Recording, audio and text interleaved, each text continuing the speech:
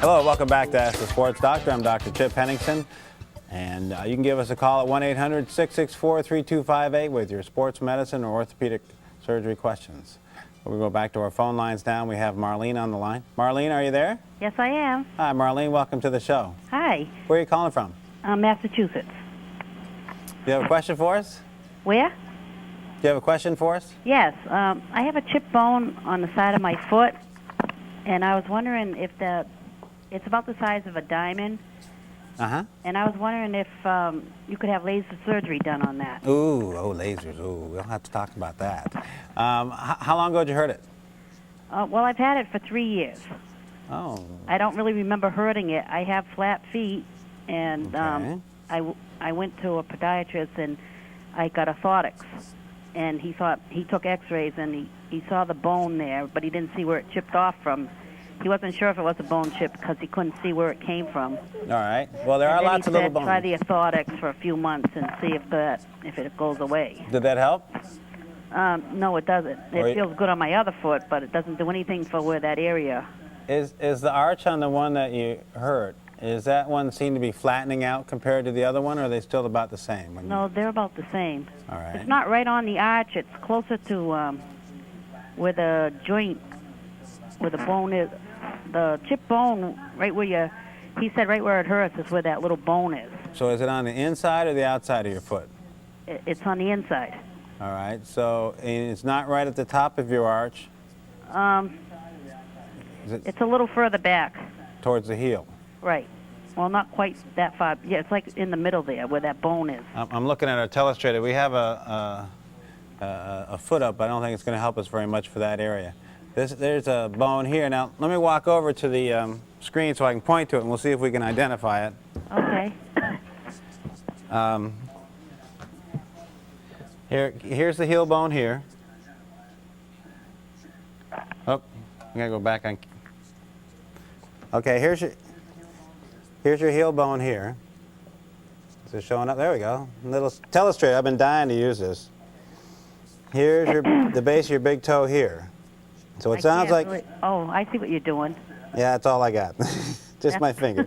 So it sounds like you're right about in this area here. It's on the inside of your foot, just about halfway between your heel and the top of your big toe. Does that sound about right? Halfway? Well, around the back of your arch. We'll just go with that. Right. Okay. So it's kind of hard for me to tell by that picture, but... It's even hard for me to tell from that picture. So, but that's the best one I have at the moment. So we'll just get Well, rid you know of where where that bone is that sticks out on your ankle there? Right. It's right below that. Oh, okay, sure. A little forward. Yeah. Do you ever get any tingling or electricity-like symptoms down the medial side of your arch? It just hurts when, if I walk a mile for exercise, I'm limping after that. But the first half a mile is okay? Well, no, it hurts all the time. All right. When you first wake up in the morning, is it very stiff? No. The first couple steps of the day is not much trouble? No. Well, it just hurts all the time now. I mean... Okay. I was trying to see what makes it... But if I do a lot of walking, or even if I go on a health rider, from pushing with my foot, it'll hurt. Mm-hmm. Have you ever had a specific injury that might have caused it, that you remember? I don't remember hurting it. Mm-hmm. Well, there are a couple different things in that area that it could be, but unfortunately, without a good physical examination, I don't think I can narrow it down for you. But I would like to talk about the laser for just a second. Yeah, there's a bone you can see on the X-ray. There's a little tiny bone sticking out. Well, there's a bone there that's called the os posterior tibialis, just to throw out some big words so you know I went to school. Okay. But it's part of the tendon that attaches right at the beginning of that arch. Uh-huh. And it's often there on normal feet that don't hurt. So just because there's that round bone there doesn't mean that it's a bad thing. But sometimes it pulls off for a little bit, or you get an injury there, and it becomes tender when you push there or when you're walking. And it's right. more... I think I did hurt it. The only thing I can remember is I was walking over some construction area where there were stones, but it didn't really hurt at the time. The next morning I was limping. Mm-hmm. That's the only thing I could think of that it could have been. That may have, but it sounds like you injured the tendon that comes around the medial side of your heel, just below that little bump on the ankle. and then it attaches to the arch and helps hold your arch up. It sounds like you have like a tendonitis there, or a problem with the small bone where the tendon joins there. And there are operations that we do for that, if that is indeed the problem, where we sew it back in, or we look and see if there's been a tear of the tendon. Have you had any specific tests other than x-rays done? I just, at the podiatrist, he took x-rays and said that he would take it out if the orthotics didn't work. Yeah, so that's probably what it is. It's a little bone where the posterior tibial tendon attaches. And you excise it, then you reinsert the tendon a little bit lower to give it more support to your arch. As long as your arch isn't collapsing compared to the other one, then you haven't had a complete rupture. That's a bad problem. Well, my arches are completely flat. Both of them? Both of them. Yeah, well, that's all right. As long as you're the same as the other one. I had really bad fallen arches. I mean, they're flat.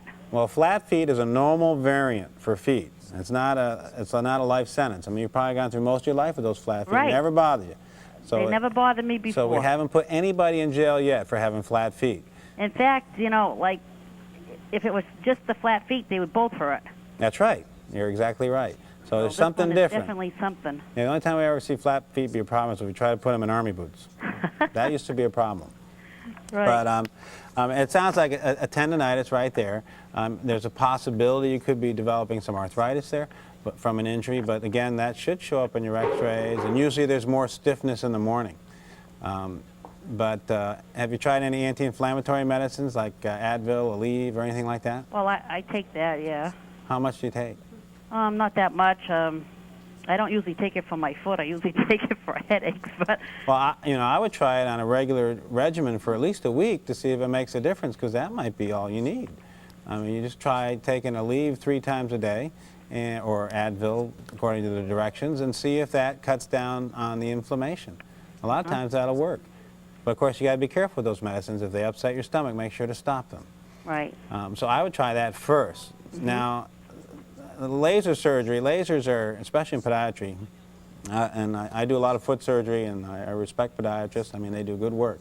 But a laser is a little bit of a marketing tool for foot surgery. Because really the only thing you use the laser for is to cut the skin, then you put it in the back room and you start doing your regular work with your bone tools and your saws and stuff. So I wouldn't get all excited about the fact that it's laser surgery. No. The laser is just another scalpel. That's all it is, just another knife. There's no magic to it. You still got to get in and take care of the problem with the usual surgical techniques. But I'd try the anti-inflammatories and see how that does. What would the recovery rate be on something like that if you had to have the surgery done? If you had where the bone is pulled off or irritated, and where the posterior tibial tendon attaches, and you're going to take out the bone and reattach the tendon, usually that means a cast for 6 weeks, at least, for starters. And then you use your orthotics after that. You want to protect it because you don't want that tendon to pull off.